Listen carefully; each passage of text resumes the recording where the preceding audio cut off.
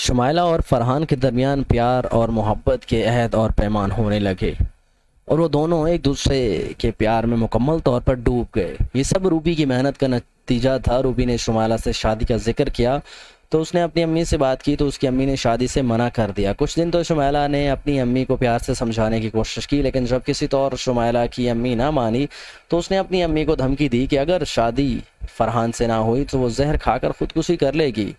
Office واپسی پر شمائلہ کے ابو زبیر نے یہ دھمکی سن لی۔ شمائلہ کی امی نے اسے سمجھانے کی بہت کوشش کی، لیکن شمائلہ اپنی ضد پر قائم رہی۔ جب شمائلہ کی امی ہر طریقے سے سمجھانے کے باوجود بھی ناکام رہی تو اس نے شمائلہ کے ابو سے بات کرنے کا فیصلہ کر لیا۔ ایک رات باتوں باتوں میں شمائلہ کی امی نے اس کے ابو سے شمائلہ کی شادی کی بات کی تو شمائلہ کے ابو نے تو پہلے سے ہی فیصلہ کر لیا تھا کہ بیٹی کی اس ضد کو نہ چاہتے ہوئے بھی پورا کرے گا، چاہے خاندان میں لوگ باتیں بناتے۔ شمائلہ کے امی ابو تھوڑی بہت بحث و مباحثے کے بعد شمائلہ کی شادی فرحان سے کرنے پر تیار ہو گئے تھے۔ چند مہینوں بعد ہی شمائلہ اور فرحان رشتہ ازدواج میں منسلک ہو گئے اور آج فرحان اور شمائلہ کی سہاگ رات تھی۔ فرحان جب کمرے کی کنڈی لگا کر سہاگ کی سیج پر آیا تو شمائلہ گھونگھٹ نکالے سکڑی سمٹی سے بیٹھی تھی۔ کمرے کی کنڈی لگانے کی آواز سن کر شمائلہ کے جسم میں ایک سرسراہٹ دوڑ گئی اور آنے والے لمحات کا سوچ کر اس کا جسم ہولے ہولے کانپنے لگا۔ فرحان آ کر شمائلہ کے سامنے بیٹھ گیا۔ اندر سے وہ بھی گھبرایا ہوا تھا، لیکن وہ جانتا تھا کہ اس رات مرد کا پر اعتماد ہونا ضروری ہے، اس لیے اس نے ہمت کرتے ہوئے شمائلہ کا گھونگھٹ اٹھایا۔ شمائلہ ایک پرکشش چہرے کی مالک تھی، اوپر سے اس پر روب بھی بہت آیا تھا۔ فرحان کی اس کے چہرے پر نظر پڑی تو بے ساختہ اس کے منہ سے سبحان اللہ نکلا تو شمائلہ مزید شرما گئی اور اس کے گال مزید سرخ ہو گئے۔ فرحان نے اس کے حسن کی تعریف کی اور منہ دکھائی میں انگوٹھی پہنائی۔ پہلے تو شمائلہ بول ہی نہیں رہی تھی، لیکن فرحان نے آہستہ آہستہ اس کی جھجک کم کر دی تو شمائلہ اس کی باتوں کا تھوڑا بہت جواب دینے لگی۔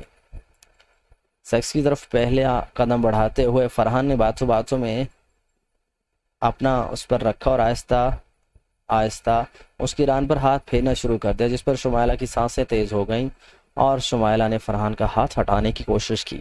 فرحان نے مزید پیش قدمی کرتے ہوئے اپنے ہاتھ اس کی گالوں پر رکھے اور اسے اپنی طرف کھینچتے ہوئے اپنے ہونٹ شمائلہ کے ہونٹوں پر رکھ دیے اور اس کے ہونٹ چومنے لگا۔ چند ہی سیکنڈز بعد شمائلہ کی سانس ایسے پھول گئی جیسے وہ میلوں بھاگتی ہوئی آئی ہو اور اس نے اپنے ہونٹ فرحان کے ہونٹوں سے علیحدہ کیا اور تیز تیز سانسیں لینے لگی۔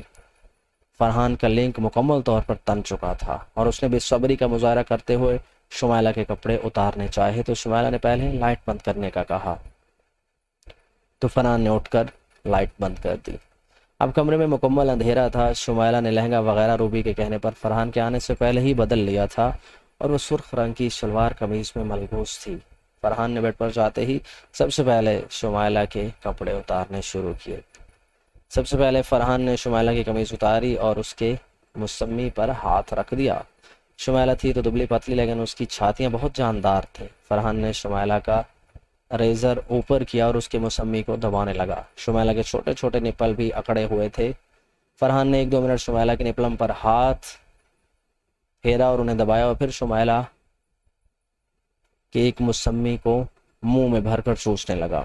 فرحان کی کوشش تھی کہ شمائلہ کا سارا رس منہ میں بھر لے، لیکن چھاتی بھاری ہونے کی وجہ سے ایسا نہ کر سکا۔ شمائلہ پہلی بار لذت کی گہرائیوں میں ڈوب رہی تھی اور اسے سے یہ مزہ برداشت نہیں ہو رہا تھا اور مزے کی شدت سے اپنا ساری ادھر ادھر پٹک رہی تھی۔ فرحان نے جیب سے اس کے نپل کو چوسنا شروع کیا تو مزے کی شدت سے اس کا جسم اکڑنا شروع ہو گیا اور اونچی اونچی سسکیوں سے اس کی پیشی نے پانی چھوڑ دیا۔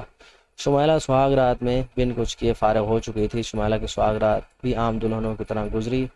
مزہ بھی تب آتا ہے جب لڑکی بھی بھرپور ساتھ دے، لیکن پہلی دفعہ کے ڈر کی وجہ سے عام طور پر لڑکی ساتھ نہیں دے پاتی۔ ایک رات میں فرحان نے 2 دفعہ شمائلہ کے ساتھ سیکس کیا۔ شمائلہ روایتی دلہنوں کی طرح ڈری ہونے کی وجہ سے زیادہ لطف اندوز نہ ہو سکی۔ درد زیادہ اور مزہ کم تھا، لیکن اگلے کچھ ہی دنوں میں درد کم ہوتا گیا اور مزہ بڑھتا گیا اور اب اس کی ہر رات لطف و سرور میں گزرتی اور وہ فرحان کے ساتھ بھرپور انجوائے کرتی تھی۔ پہلے ماہ بنا حمل ٹھہرے ویسے ہی گزر گیا، لیکن فرحان اور شمائلہ کی نئی نئی شادی ہوئی تھی، اس لیے انہوں نے حمل نہ ٹھہرنے کی کوئی ٹینشن نہیں لی۔ تیسرے ماہ شمائلہ کا پاؤں بھاری ہو گیا۔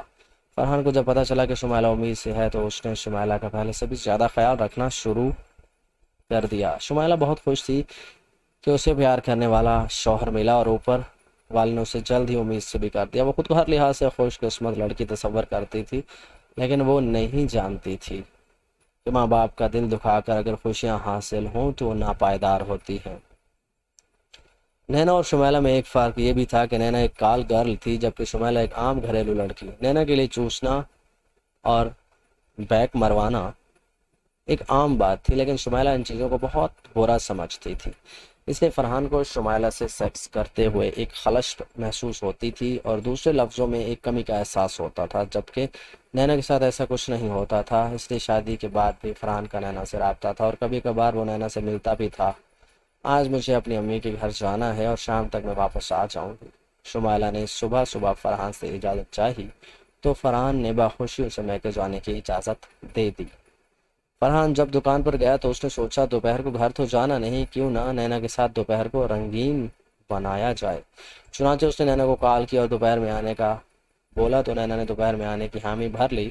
دوپہر جب نینا آئی تو خاص طور پر فرحان کے لیے بن سنور کر آئی تھی اور وہ بہت پیاری لگ رہی تھی۔ فرحان اسے آرام والے کمرے میں لے گیا اور جاتے ہی اس کی شلوار قمیض اتارنے کے بعد اپنی شلوار قمیض بھی اتار دی۔ وہ خود الف ننگا تھا جبکہ نینا ریزر اور پینٹی میں تھی۔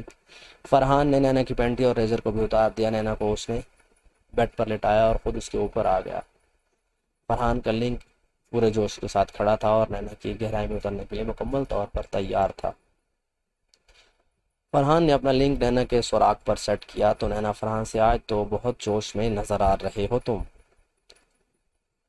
تم سے ملاقات بہت دنوں بعد ہو رہی ہے اور اوپر سے تم بہت پیاری لگ رہی ہو، اس لیے مجھ سے صبر نہیں ہو رہا۔ یہ کہتے ہوئے فرحان نے آہستگی سے اپنا لنک نینا کی دہی میں ڈال دیا۔ نینا کی دہی بالکل خشک تھی۔ فرحان نے اپنا لنک 2-3 دفعہ اندر باہر کیا اور آگے سے نینا کی چھاتی منہ میں لے کر اس کے نپل چومنے اور چوسنے لگا، جس سے نینا کی دہی میں تھوڑا سا گیال پن آنا شروع ہو گیا اور پھر تیزی سے لنک کو اندر باہر کرنا شروع کر دیا، جس سے نینا کو بھی لطف آنے لگا، جس کا ثبوت اس کے منہ سے نکلنے والی سسکاریاں تھیں۔ نینا کے منہ سے لذت آمیز سسکاریاں سن کر فرحان کی سپیڈ اور تیز ہو گئی۔ نینا ایک کال گرل تھی، وہ مردوں کی نفسیات سے اچھی طرح واقف تھی۔ وہ جانتی تھی کہ مرد کو ذہنی تسکین تب ہی حاصل ہوتی ہے جب اس کی مردانگی کا اعتراف عورت کرے۔ عورت کی چیخیں مرد کو ذہنی سکون پہنچاتی ہیں۔ نینا فرحان کے پاس پیسے کے لیے نہیں،